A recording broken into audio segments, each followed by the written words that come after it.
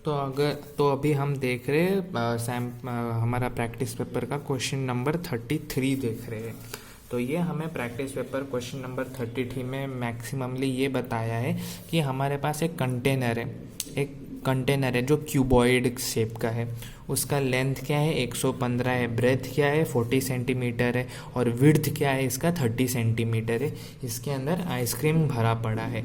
इसमें से जो आइसक्रीम है, एक जो हमारा कोन है जिसका डायामीटर 7 सेंटीमीटर का है, उसका हाइट 12 सेंटीमीटर का है और उसके ऊपर एक हेमिस्फीयरिकल स्ट्रक्चर है, वो भी सेम रेडियस का ही है। हमें क्वेश्चन में मैक्सिममली ये बता दिया गया है। हमको बोल रहे हैं कि हम कितना आइसक्रीम निकाल सकते हैं ये क्यूबॉइड से।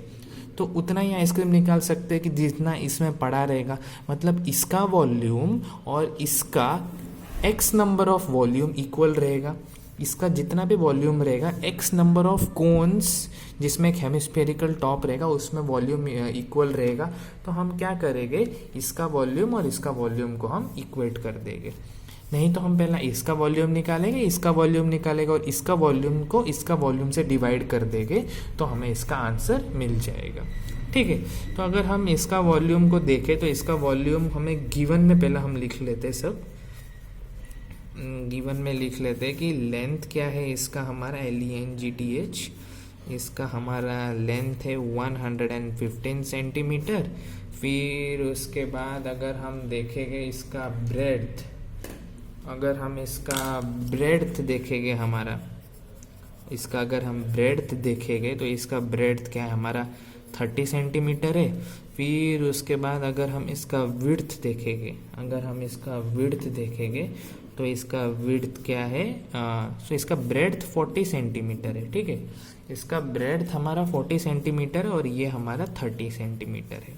ठीक है, कोन का हाइट, कोन्स हाइट क्या है हमारा, कोन्स हाइट है हमारा 12 सेंटीमीटर और हमारा इसका रेडियस को क्या लिख सकते, रेडियस को हम 7/2 लिख सकते हैं, 7/2 लिख सकते। तो इसका रेडियस क्या हो गया 7/2। पहले हम इसका हम क्या कर देंगे, लेंथ निकाल देंगे हम इसका एरिया निकाल देंगे, टोटल वॉल्यूम कितना है इसके अंदर वो निकाल देंगे हम इसको। तो इसका वॉल्यूम क्या होगा, length into breadth into height is equal to क्या है 115 मल्टीप्लाइडेड बाय 30 मल्टीप्लाइडेड बाय 40, ये निकाल देंगे हम। 115 इंटू 130 इंटू 40 को अगर हम मल्टीप्लिकेशन करके देखेंगे तो हम पहला इजीली देख लेते हैं। 4 इंटू 3 क्या होगा 12 होगा, 12 के सामने हम 2 ज़ीरो डाल देंगे तो 115 इंटू 12 और 12 के सामने ये 2 ज़ीरो। ठीक है, तो अभी हम क्या करेंगे 115 को 12 से मल्टीप्लाई करेंगे, फिर उसके सामने ये 2 ज़ीरो डाल देंगे तो 115 मल्टीप्लाइडेड बाय 12, 5 2 ज़ा 10, 2 1 ज़ा 2, 3 2 1 ज़ा 2, फिर उसके बाद 5 1 ज़ा 5, 1 1 ज़ा 1, 1 1 ज़ा 1, तो ये क्या हुआ 0 5 6 7 8 3 1। तो इसका वॉल्यूम क्या हुआ हमारा 1380। इसके सामने हमें कितना ज़ीरो डालने के, ये ज़ीरो और ये ज़ीरो, तो इसमें कितना हुआ 0 0। तो ये क्या हुआ इसका, ये हुआ इसका वॉल्यूम हो गया।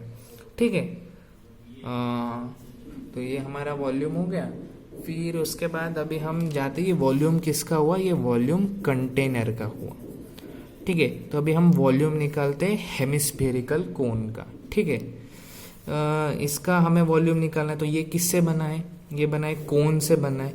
ये कोन का वॉल्यूम क्या होगा हमारा 1/3 पाई r स्क्वायर h ये होगा।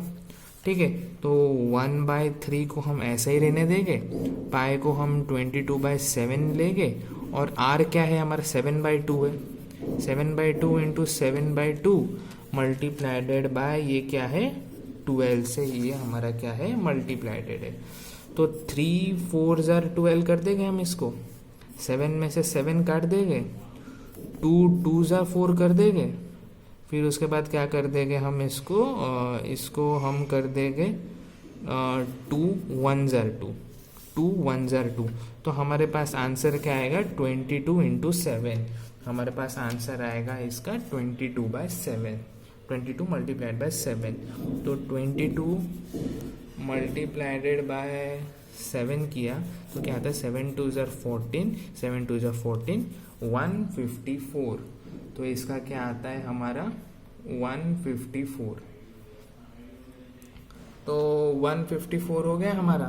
फिर हम हेमिस्फेरिकल का ये निकालेंगे, हम हेमिस्फेरिकल का ये निकालेंगे। तो हेमिस्फेरिकल का क्या है हमारा, वो है हमारे पास 2/3 पाई आर क्यूब, तो 2/3 हुआ हमारा, पाई आर क्यूब मतलब 22/7, और इधर 3 बार 7/2 है हमारा, 3 बार 7/2 है, 7/2 7/2 और ये 7/2, तो इसमें से क्या होगा 7 7 कैंसिल होगा, 2 से 2 कैंसिल होगा, और कुछ कैंसिल हो रहा है, हाँ 2 1 ज़र 2 11 ज़र 22 कैंसिल हो रहा है, और कुछ हो रहा है तो नहीं, तो 7 7 ज़र क्या हो गया हमारे पास 49, तो 49 इंटू 11, 49 इंटू 11, 49 इंटू 11 बाय 3 2 ज़र 6, 3 2 ज़र 6, तो अब ये करके देखते हैं हम 49 इंटू 11,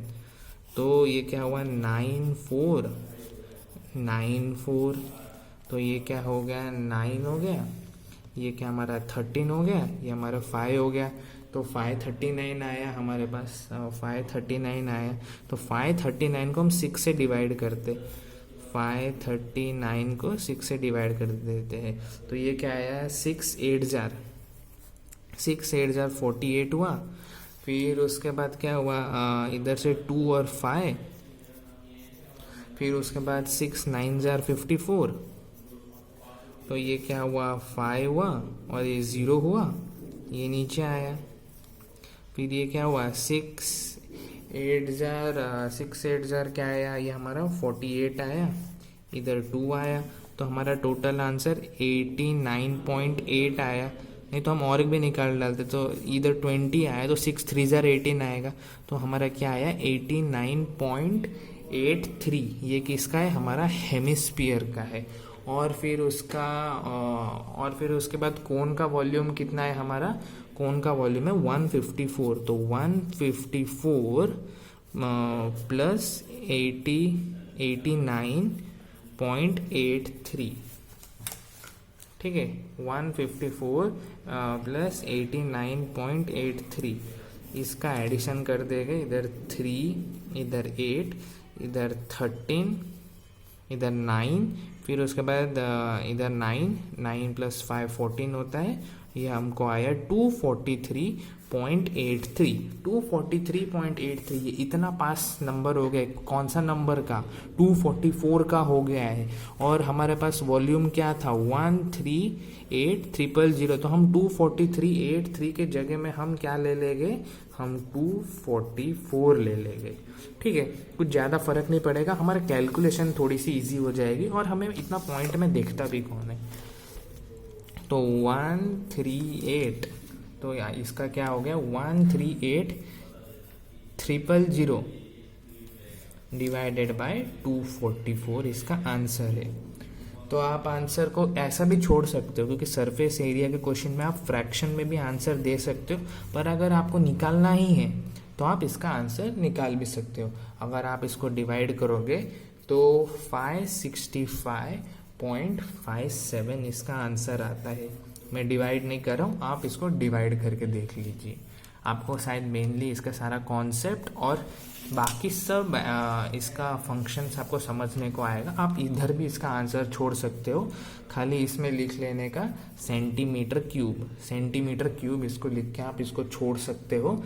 नहीं तो आप इसको क्या करने का, इधर आप इसको डिवाइड करके आप इसका डेसिमल्स में भी आंसर निकाल सकते हो, दोनों भी क्या होगा करेक्ट होगा।